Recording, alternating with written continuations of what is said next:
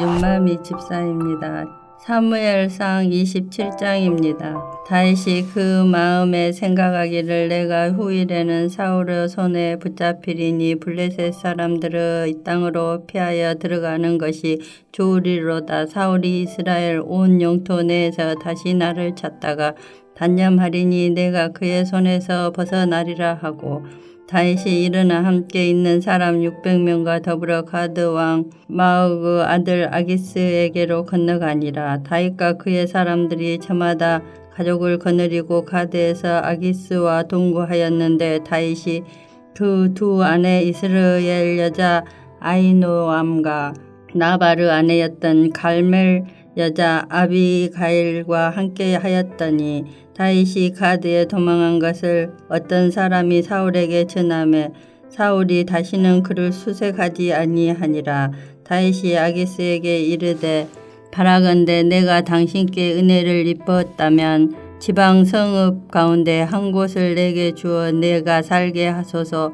당신의 종이 어찌 당신과 함께 왕도에 살리까 하니 아기스가 그날에 새글락을 그에게 주었으므로 시글락이 오늘까지 유다 왕에게 속하니라.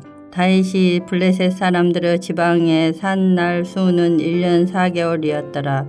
다윗과 그의 사람들이 올라가서 구술 사람과 기르스 사람과 아말렉 사람을 침노하였으니 그들은 일적부터 술과 애굽 땅으로 지나가는 지방의 주민이라. 다윗이 그 땅을 쳐서 남녀를 살려두지 아니하고 양과 소와 나귀와 낙타와 의복을 빼앗아 가지고 돌아와 아기스에게 이르매 아기스가 이르되 너희가 오늘은 누구를 침노하였느냐 하니 다윗이 이르되 유다 네겝과 여라무엘 사람의 네겝과 겐 사람의 네겝이니이다 하였더라. 다윗이 그 남녀를 살려서 가드로 데려가지 아니한 것은 그의 생각에 그들이 우리에게 대하여 이르기를 다윗이 행한 일이 이러하니라 하여 블레셋 사람들의 지방에 거주하는 동안에 이같이 행하는 습관이 있었다 할까 두려워함이었더라. 아기스가 다윗을 믿고 말하기를 다윗이 자기 백성 이스라엘에게 심히 미움을 받게 되었으니 그는 영원히 내 부하가 되리라고 생각하니라. 하늘에 계신 우리 아버지여, 이름이 거룩히 여김을 받으시오며 나라가 임하옵시며 뜻이 하늘에서 이룬 것 같이 땅에서도 이루어지이다. 오늘날 우리에게 일용할 양식을 주옵시고 우리가 우리에게 죄 지은 자를 사하여 준 것 같이 우리 죄를 사하여 주옵시고 우리를 시험에 들게 하지 마옵시고 다만 악에서 구하옵소서. 대개 나라와 권세와 영광이 아버지께 영원히 싸움나이다. 아멘.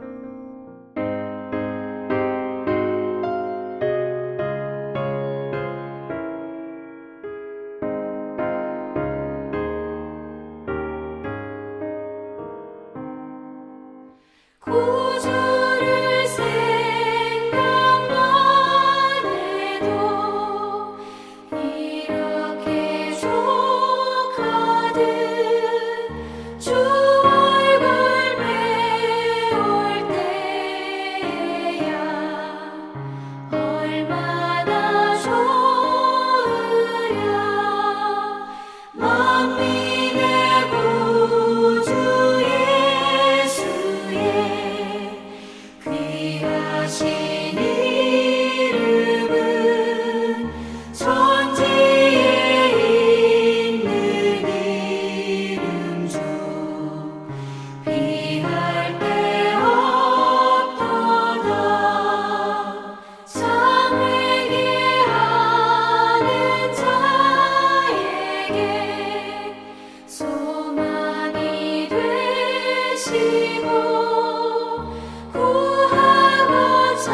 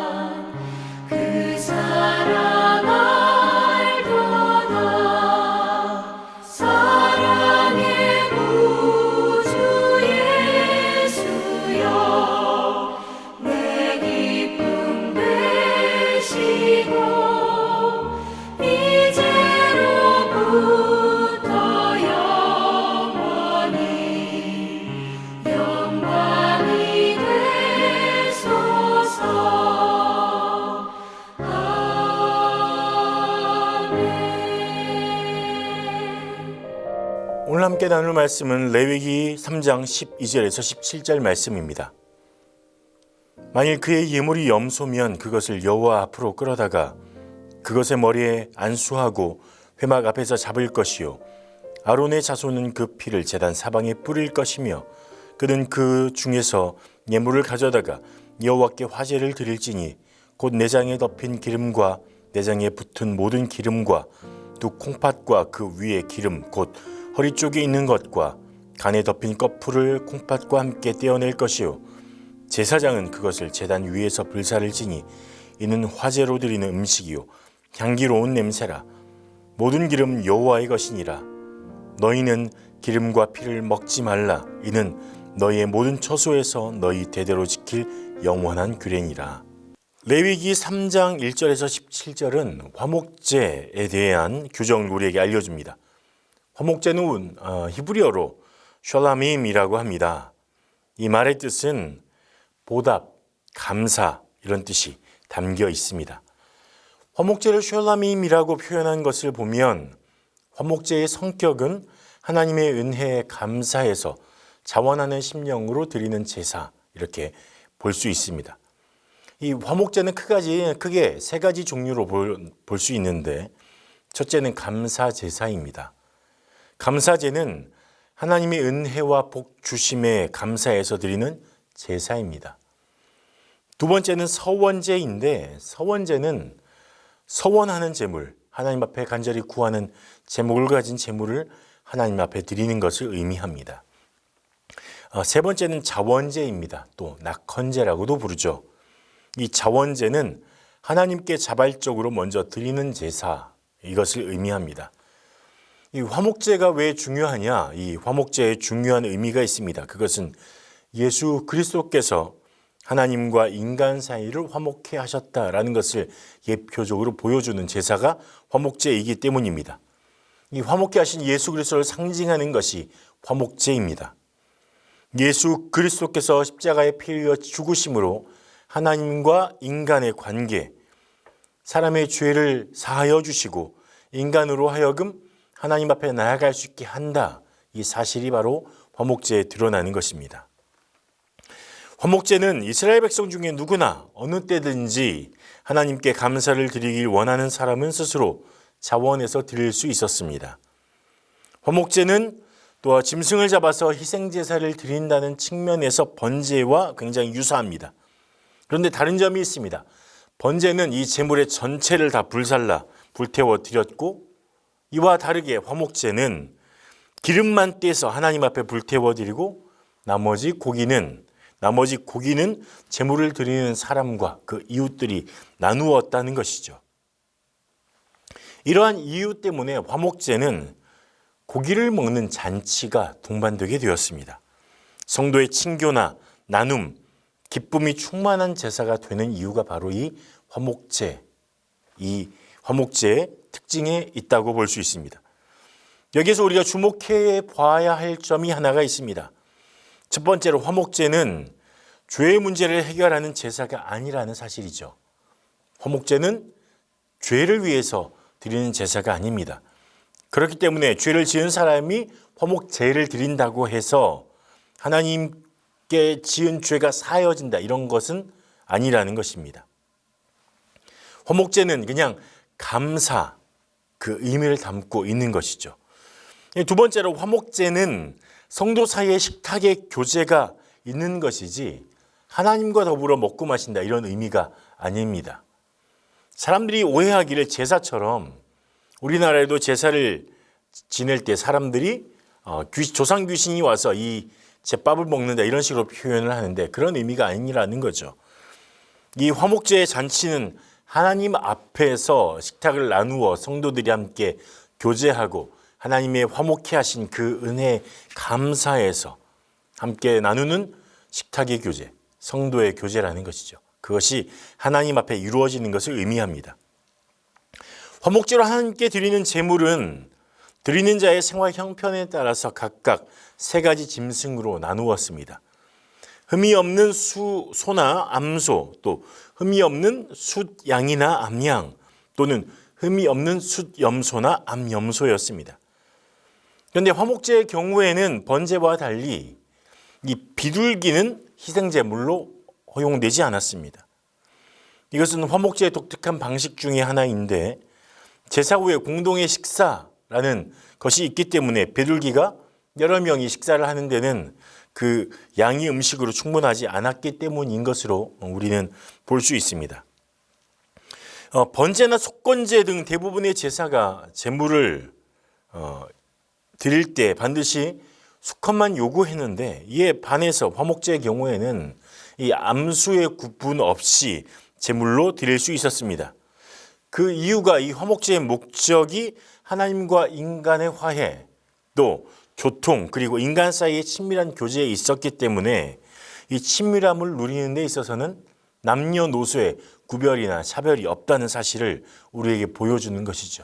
성도의 교제는 어떤 차별이나 구별 없이 오직 하나님 안에서 하나님 앞에서 이루어지는 놀라운 친교, 성도의 교제라는 것입니다. 화목제는 우리가 하나님과 화목을 통해서 우리 안에 이루시는 하나님의 화목함을 보여줍니다. 제사 드리는 사람은 자신이 드린 제물을 이웃과 기쁘게 나누고 함께 식사하며 친밀함을 누리게 됩니다. 성도의 교제 또한 하나님 안에서 그리고 하나님 앞에서 남녀노소 구분 없이 빈부 귀천의 차이 없이 나누는 기쁨, 그것이 돼야 한다는 것입니다. 화목제의 독특한 특징인 제물의 기름을 하나님 앞에 드린다는 부분도 있습니다. 번제와는 다르게 기름 부분만을 드리게 되는데 이 여호와께 불살라 드려야 할 기름 부분 4개로 우리는 볼 수 있습니다. 첫 번째 부분은 내장에 덮인 기름 부분인데 위에서 장까지 내장을 전체적으로 싸고 있는 큰 꺼풀 부위입니다. 두 번째 부분은 내장에 붙어있는 모든 기름의 부위이고 세 번째 부분은 두 콩팥 사이와 또 허리 주변에 있는 모든 기름의 부분, 그리고 네 번째 부분은 간 위를 덮고 있는 것이었습니다. 이것은 희생제물 안쪽에 있는 부분으로 가장 기름지고 좋은 부분, 그런 부위라고 인식되었습니다. 그리고 그것을 하나님께 드리도록 했습니다. 그래서 이 의미를 우리가 분석을 해보자면, 이 의미를 우리가 알아보자면 하나님께 드려야 할 것, 우리 안에 가장 귀하고 가장 진실한 것, 그것을 드려야 한다는 사실을 이 화목제가 보여준다는 것이죠. 화목제는 하나님께서 우리에게 주신 화목케 하심, 은혜, 이것을 이웃과 나누는 것을 의미합니다. 그리고 하나님 앞에 우리의 가장 소중하고 진실한 것을 드려야 한다는 것을 보여줍니다. 그래서 화목제는 우리가 하나님 앞에 무엇을 드려야 할지를 깨닫게 하고 또 이웃과는 무엇을 나누어야 할지를 우리가 알게 하는 제사라고 볼 수 있습니다.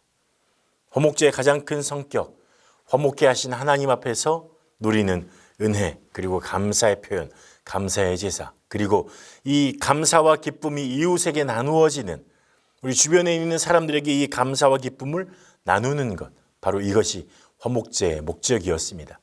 하나님은 우리를 그렇게 부르셨습니다. 우리에게 주신 그 은혜, 하나님과의 화목을 내 주변 사람들과 나누는 것입니다. 오늘 여러분의 삶에 하나님의 화목케 하심이 있다면 그 화목케 하신 은혜를 주변 사람들과 기쁘게 감사하게 다 나누었으면 좋겠습니다. 그래서 하나님의 화목이 여러분 주변의 모든 사람들에게 퍼져나가게 증거되길 간절히 소망합니다. 기도하겠습니다. 화목케 하신 하나님의 은혜 안에서 우리의 삶이 하나님의 화목을 누리며 또 하나님의 은혜를 누리며 또 이 화목케 하신 하나님의 평강이 우리 주변의 모든 사람들에게 증거될 수 있도록 도와주시고 우리의 것을 꺼내서 함께 나누는 기쁨, 하나님 화목케 하신 하나님의 놀라운 사랑을 나누는 기쁨을 누릴 수 있도록 도와주시옵소서. 예수님 이름으로 기도합니다. 아멘.